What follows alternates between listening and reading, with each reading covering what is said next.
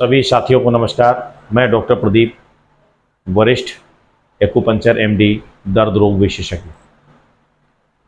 आज एक नई टॉपिक, नई बीमारी के साथ, डायबिटीज, शुगर, मधुमेह। ये एक अपने आप में बहुत ही खतरनाक बीमारी है। दूसरी भाषा में कहें तो ये मेटाबॉलिक डिसऑर्डर है। शरीर में शुगर होने के बाद में शरीर की जो काम करने की क्षमता है वो बहुत ही कमज़ोर हो जाती है। नर्वस सिस्टम पूरा गड़बड़ हो जाता है। बात करें तो पूरे भारतवर्ष में 2030 तक अनुमान ये आ रहा है कि करोड़ों लोग इसकी चपेट में आ चुके होंगे। अभी भी जो अगर हम एक रेशियो निकाल के देखें तो 5 से 7 आदमी के रेशियो के बीच में 3 या 4 आदमी ऐसे होंगे जिनको शुगर होने की संभावना है या शुगर हो रखी है। बॉडी में जो अगर शुगर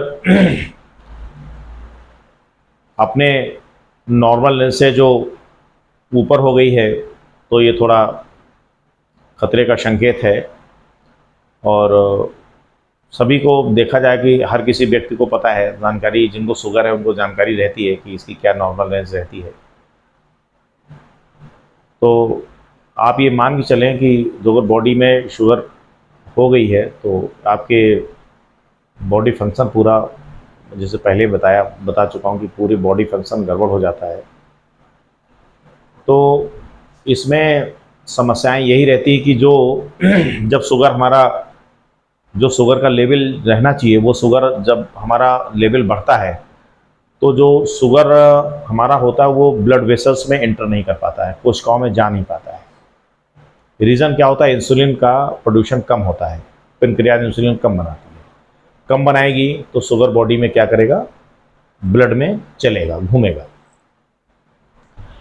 अब ब्लड में जब घूमेगा तो जाहिर सी बात है, ब्लड में तो शुगर, बॉडी में शुगर तो है, लेकिन वो इंसुलिन कम होने की वजह से जो ब्लड वेसल्स हैं, कोशिकाएं हैं, उनमें उनके माध्यम से उसको पहुंचना चाहिए, जो कि नहीं पहुंच पाता है, बॉडी एब्जॉर्ब नहीं कर पाती है। तो वो पेशाब के रास्ते से जितना निकल सकता है निकल जाएगा। ये बॉडी में मान लीजिए कि ब्लड में या तो घूमता रहेगा। इसलिए जो इंसुलिन को बढ़ाने वाली जो दवाइयां हैं वो हम लोग देते हैं, तो जिससे शुगर को नॉर्मल, इंसुलिन का प्रोड्यूशन बढ़े और शुगर के रेंज को नॉर्मल किया जा सके। लेकिन जो अगर आम भाषा में हम लोग बात करें तो शुगर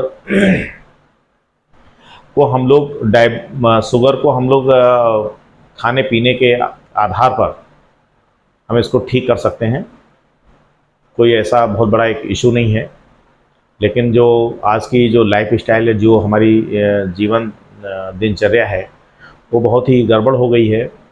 हम लोग प्रॉपर तरीके से सही समय पे नहीं सो पाते हैं, सही समय से उठ नहीं पा रहे हैं, खाने का जो टाइम है वो प्रॉपर नहीं हो पा रहा है, एक्सरसाइज नहीं हो पा रही है। ये बहुत सारे ऐसे कारण हैं जिनकी वजह से आपको शुगर बनने की संभावना ज़्यादा रहती है। इसमें कुछ लक्षण भी हैं, जैसे मान लीजिए आपका वीकनेस, बॉडी में वीकनेस का होना, दूसरा प्यास ज़्यादा लगना, भूख ज़्यादा लगना, वज़न का कम होते जाना, कोई जख्म ऐसा है जो कि धीरे धीरे भरना या ना भरना, स्किन के किसी वाली पर्टिकुलर जगह पर स्किन का लगातार उसका कालेपन का बना रहना, ये बहुत सारी समस्याएं जो हैं। ये जो अगर ऐसे कुछ सिम्टम्स आ रहे हैं तो आपको लक्षण आ रहे हैं तो शुगर हो सकती है। पसीने का, जैसे पसीना ज़्यादा आना, थोड़ा सा काम करना, थक जाना, ये सब शुगर के लक्षण हो सकते हैं। तो इसमें क्या और अपना मान सकते हैं कि कैसे इसका हम बचाव करें। तो मैंने बताया कि लाइफ स्टाइल को प्रॉपर तरीके से आप ठीक करें। सोने का सही समय हो, खाने का सही टाइम होना चाहिए, चाय, कॉफ़ी, इन चीज़ों से परहेज़ करें, तनाव कम लें, नींद पूरी लें, कोल्ड ड्रिंक वगैरह, ये जो बाहरी हमारा जो फास्ट फूड है, चाइनीज़ फूड, इसको बंद करें। इसके माध्यम से शुगर को हम कम कर सकते हैं। वो आपके ऊपर डिपेंड करता है कि आपको कौन सी पैथी ठीक लगती है। एलोपैथिक ठीक लगती है, आयुर्वेदिक ठीक लगती है, होम्योपैथिक ठीक लगती है, यूनानी ठीक लगती है। जिस पैथी में आपकी संतुष्टि हो उस पैथी से आप अपना इलाज करा सकते हैं। तो अगर हमारी पैथी में बात की जाए तो हमारी पैथी एक्यूपंक्चर पद्धति में हम काफ़ी हद तक जो एक्यूपंक्चर पद्धति से हम इसको धीरे धीरे धीरे करके ठीक करने की हम लोग इसको कोशिश करते हैं, जिससे पेशेंट ठीक होता है। और दूसरे और भी इसमें कहा जा सकता है कि कुछ होम्योपैथी दवाइयों को जो अगर इंक्लूडेड हम करते हैं तो मुझे लग रहा है कि अच्छा रिज़ल्ट हम दे भी पाते हैं। तो सभी साथियों से मेरा यही कहना है कि अपना ध्यान रखें और शुगर कम रहे इसके लिए तनाव को कम से कम लेना है। बाकी का और जो इसमें रीज़न जो फैक्टर हैं है तो बहुत बड़ा टॉपिक हो जाएगा, तो इसलिए मैं आगे नहीं जाना चाहूँगा।